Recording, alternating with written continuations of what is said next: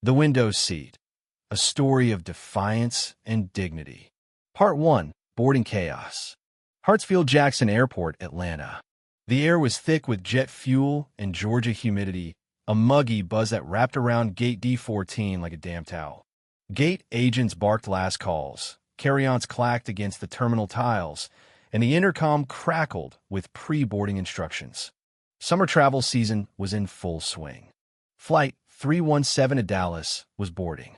An Airbus A320, already halfway full, with a tangle of travelers pushing toward the gate, desperate to claim their space in the sky. Kendra Mason, 32, slid into her window seat, 14A. It was her sanctuary. She'd paid the extra $35 specifically for that seat, the one that gave her a sliver of sky and a brief illusion of solitude. A novel rested on her lap, noise-canceling headphones curled around her neck, and a slim leather bag was tucked beneath the seat in front of her. She was ready for 4 uninterrupted hours. Kendra wasn't new to this. As a marketing analyst in the thick of her career, she often flew for client meetings. Single, focused, and resilient, she was the kind of woman who wore quiet confidence like armor. This trip was all business, a high-stakes pitch in Dallas the next morning. Her plan was simple: get there, rest, and win. The boarding chaos swirled around her. Families negotiated overhead bin space. Flight attendants darted between rows. She tuned it all out, losing herself in her book. That is until a shadow loomed. Part 2, the confrontation. "Excuse me." A man's voice pierced the relative calm. She looked up. Standing in the aisle was a sharply dressed man in his mid-40s. Salt and pepper hair, crisp polo, expensive watch. One hand clutched a leather briefcase with a frequent flyer tag dangling from the handle. The other held the hand of a young girl, maybe 6 years old, who clutched a worn stuffed bunny. "I need you to move," he said flatly. Kendra blinked. "I'm sorry." He gestured to the aisle seat next to her. "My daughter needs the window. She gets anxious on flights." Kendra's brows lifted. "Calm but firm," she replied. "I paid for this seat." His eyes narrowed. "She's a child. Surely you understand." Kendra did understand. She understood that he assumed she'd give in. She understood that he had the money for first class, but didn't book a window for his daughter. And she understood what this was really about. "If it was that important," she said softly, "you should have booked the right seat." His nostrils flared. "Unbelievable," he muttered. Then louder, for the benefit of everyone within earshot. "This is what's wrong with people today. No decency." Heads turned. A guy in 15B lowered his phone. A woman in 13C whispered. Kendra felt the heat crawl up her neck. The shame tactic was kicking in. Make her feel like the bad guy. She stiffened. Her fingers tightened around her paperback. Part 3. The line is drawn. "Is there a problem here?" Came a voice from the front.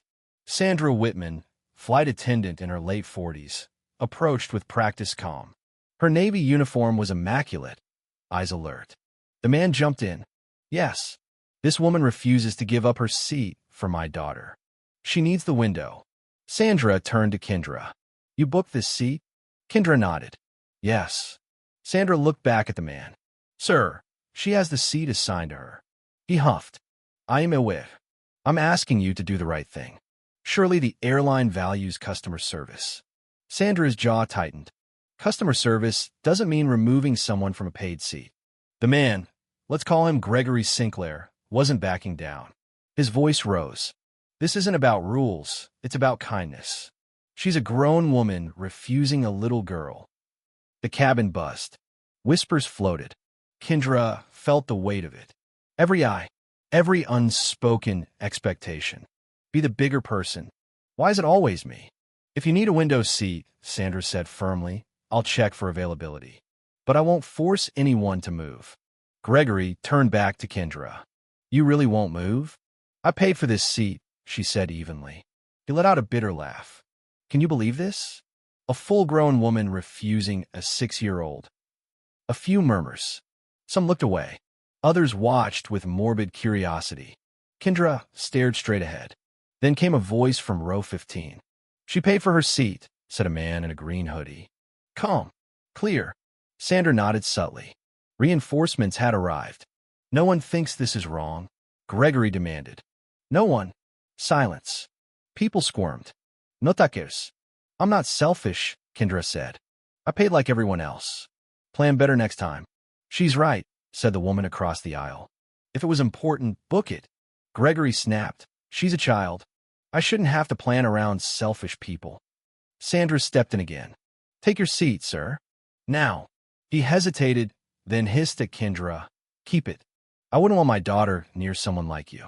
Kendra's breath caught. Sandra stepped forward. That's enough. Come with me. Gregory blinked. What? Move, or we talk to the captain. Another attendant, Javier, joined. Return to your seat, or you're off this flight. Gregory looked around. No allies left.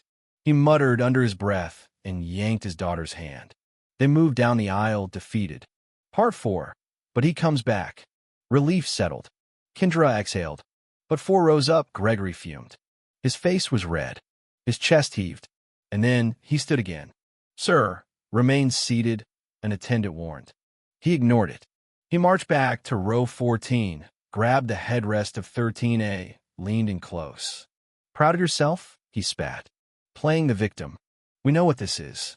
Kendra didn't flinch. She simply looked at him, silent, unshaken. Sandra reappeared. Step away now. Javier's voice boomed. Return to your seat or exit. Gregory glared. Then turned. Then muttered again.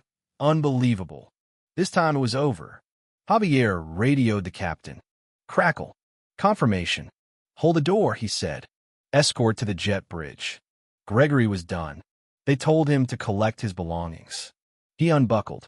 Humiliation poured off him like sweat. His daughter followed quietly. Bunny clutched to her chest. They were escorted off the plane. Part 5. The flight moves on. The mood shifted. Passengers whispered. A woman in 12B said, about time. Sandra checked on Kendra. You okay? Kendra nodded. Hands unclenched. Shoulders relaxed. She looked out the window, book back in hand. Clouds gathered on the horizon. Gregory was gone. His grip broken. Sandra gave a small nod. Javier stood tall. People around Kendra looked at her differently now. A nod from the hoodie guy. A smile from the woman in 13C. You handled that well, the ponytail lady said. Kendra shrugged. Guess so. But it wasn't just about a seat. Not really. It was about respect. Dignity. A woman who said no and stood her ground. And didn't move. Part 6. Arrival and aftermath. 4 hours later, as Flight 317 began its descent into Dallas, Kendra closed her book and leaned her head against the window. Below, the city sparkled in the dusk light, golden rooftops and tiny headlights stretching for miles. The silence around her was no longer tense. It was restful, earned. When the plane touched down and the seatbelt light blinked off, a few passengers lingered near her row. Not to confront, but to acknowledge. Thank you, said the woman from 13C. You reminded us what it means to draw a line. Most people would have given in, said the guy in the hoodie. You didn't. Respect. Even Sandra, as they deplaned, leaned in. You kept your cool. A lot of folks wouldn't. That's rare. Kendra smiled, modest but proud. Outside the terminal, her rideshare driver was waiting. As she slid into the back seat, the first stars blinked awake in the Texas sky. She didn't just arrive in Dallas with her dignity intact. She arrived with a sense of peace. Not from the seat, but from holding it.